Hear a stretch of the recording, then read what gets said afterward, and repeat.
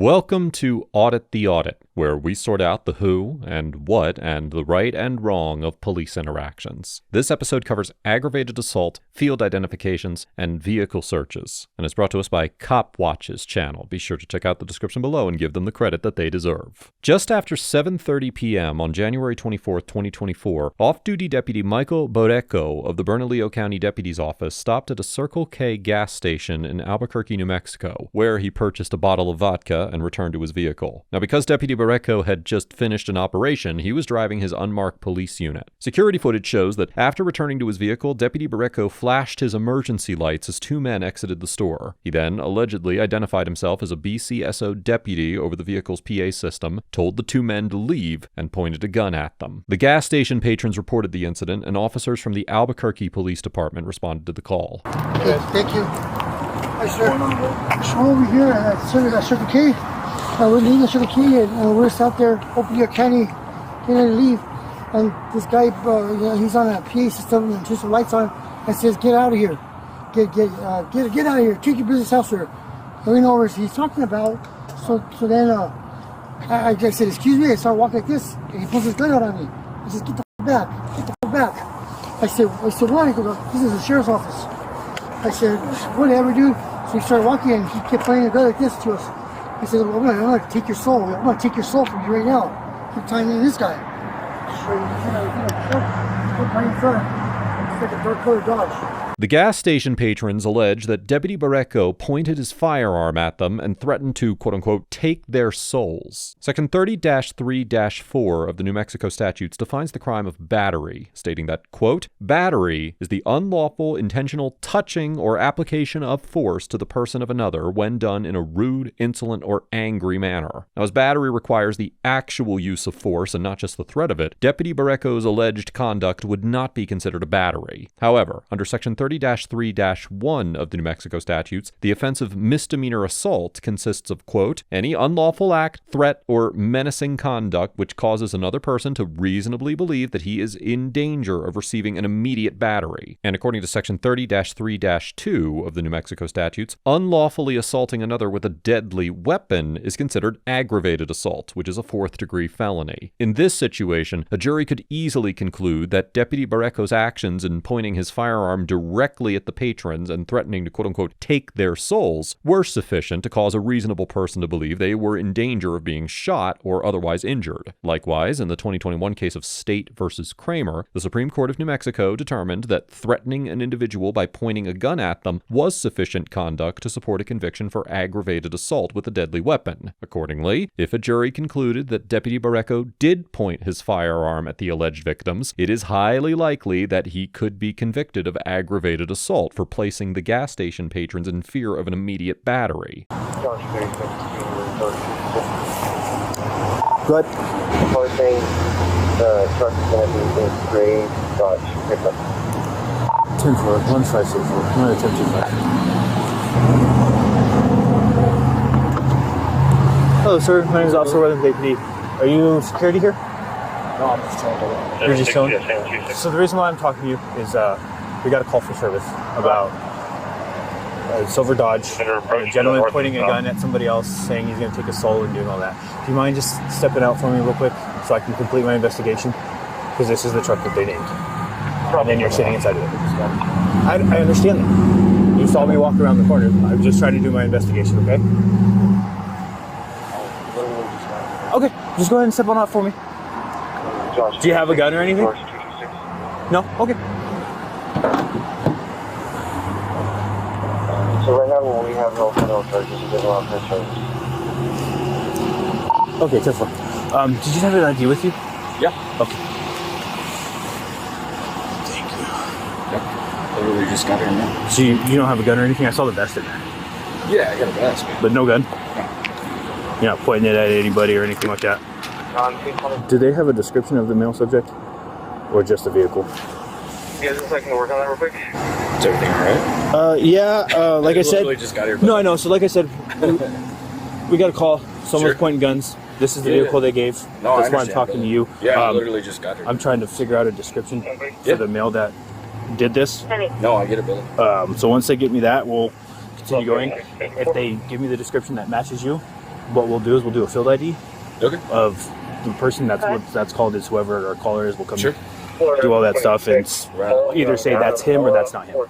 Okay. The officer mentions that if the gas station patrons provide a description matching Deputy Barreco, they will perform a quote-unquote field identification to determine if he is the suspect. A field identification, or show-up, involves presenting a single suspect to a witness shortly after a crime to identify or eliminate the person as the suspect. Now, while commonly used, these can be excluded from evidence if deemed unnecessarily suggestive, meaning that the officers conducting the procedure influenced its outcome in some way. In the 2012 case of Perry versus New Hampshire, the Supreme Court highlighted due process concerns with suggestive police identification methods. The court stated that suppression is only required if the identification process was both suggestive and unnecessary, and the resulting identification is unreliable. However, in the 2020 case of State versus Martinez, the Supreme Court of New Mexico took a stricter stance. The court ruled that any identification from suggestive procedure should be excluded under the New Mexico Constitution, regardless of reliability, stating, quote, due to the powerful effect eyewitness identification has on juries, especially when stated in a confident manner, modern scholars now recognize that mistaken identification evidence is the most significant cause of wrongful convictions in the United States. This ruling departs from the federal approach, emphasizing the New Mexico Constitution's stricter protections. Therefore, while U.S. federal law permits some identifications from suggestive procedures, such as a field identification, New Mexico law does not, and if the officers were to conduct a show-up procedure in this situation, they would need to be certain that they did not present Deputy Barreco to the witnesses in an unnecessarily suggestive manner in order for the witness testimony to be usable in court. Do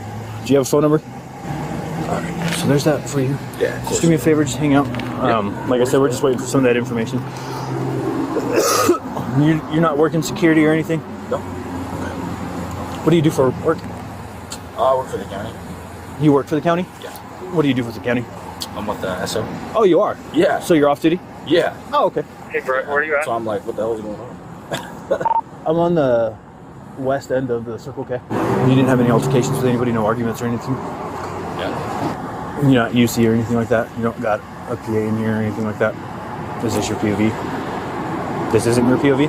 Or this is? No, this is my county car. This is your county car? Yeah. Okay. Super awkward. Yeah, like we're just waiting for the description of the guy or whatever they're doing over there, so. I'm gonna go see. Yeah, I'm okay. Yeah, it's just I know. hanging out. You guys watching some YouTube videos and let's leave. What? So I'm not. I thought you were a security guard, man. Oh, no. No, APD. How long have you been with that stuff? Almost 15 years. You? 5. I think this is the primary officer. Yeah. What's the first deal with APD? Yep. This is Michael. Michael? Yes, sir. Okay, Michael. Right now, you're going to be detained until further notice, just pending investigation, okay? Okay. So we do have to place you in handcuffs for now, okay? Alright. Just until we can run step some more forward. investigation of what's going on, okay? Don't really understand what's going on. Like I said, I told you what we got called here for, and Let me sit you down over here in my car, okay? I haven't patted him down or nothing.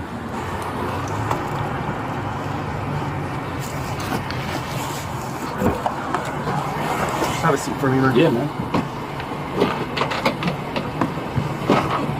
Just stand by for me, okay, man? Thanks for your patience. Yeah, what are we waiting for? So I'm gonna go talk to the clerk inside.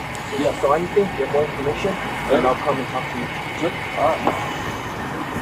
So he said he had just gotten 5.6. He was just hanging out. There's a vest, like a duty vest in there.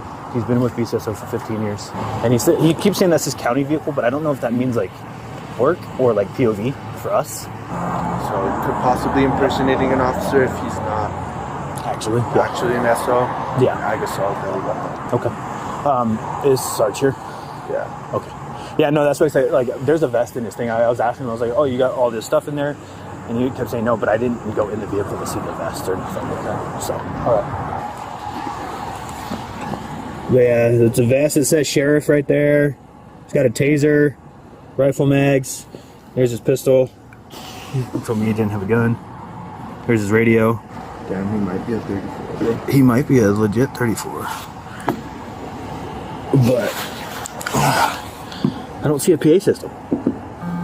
The officers look inside the vehicle using a flashlight, but do not open the door or enter the vehicle. In the 1983 case of Texas versus Brown, the Supreme Court determined that a police officer did not implicate the Fourth Amendment by shining his flashlight into a vehicle and shifting his position to obtain a better view of an object he saw inside the vehicle. The court concluded that it was, quote-unquote, beyond dispute that the officer's action in shining his flashlight to illuminate the interior of the car, now quoting, trenched upon no right secured by the Fourth Amendment. Noting that, now quoting again, numerous other courts have agreed that the use of artificial means to illuminate a darkened area simply does not constitute a search, and thus triggers no Fourth Amendment protection. The court also held that the fact that the officer changed his position and bent down at an angle so he could see what was inside the car was irrelevant to Fourth Amendment analysis, explaining that because the general public could peer into the interior of the automobile from any number of angles, there is no reason that the officer should be precluded from observing what would be entirely visible to him as a private citizen, and ultimately stating that, quote, there is no legitimate expectation of privacy shielding that portion of the interior of an automobile which may be viewed from outside the vehicle by either inquisitive passersby or diligent police officers. Accordingly, it is highly probable that a court would conclude that the officers did not conduct a Fourth Amendment search, and therefore did not violate the Fourth Amendment by looking inside Deputy Barreco's vehicle with a flashlight without physically breaching the interior. Let me positively George, 226. we're working. Assistant manager's coming to get cameras, so we'll work on that until we can get some footage. Okay. So let's positively ID him. Yeah. Because Tristan's gonna TOT the other guy. Over here? Yeah. So Okay. we'll do that first, and then. I mean, I got his. I mean, I don't know if you can read it, but you can run him right now and ID him. I just ran him on NCIC. Michael? Yeah. So there's that. Okay, Mike. He's saying an actual SO deputy, or he stole a bunch of shit. We don't know for sure. So, Do you want to get an SO sergeant here to figure out who? Because I can ask you on the radio. Because I think we should. let me talk with the impact first. Okay. And then, yeah. Okay. Can you, actually, can you just grab the bin? See if it. Oh, it matches? Yeah, that plate doesn't belong to the vehicle. No.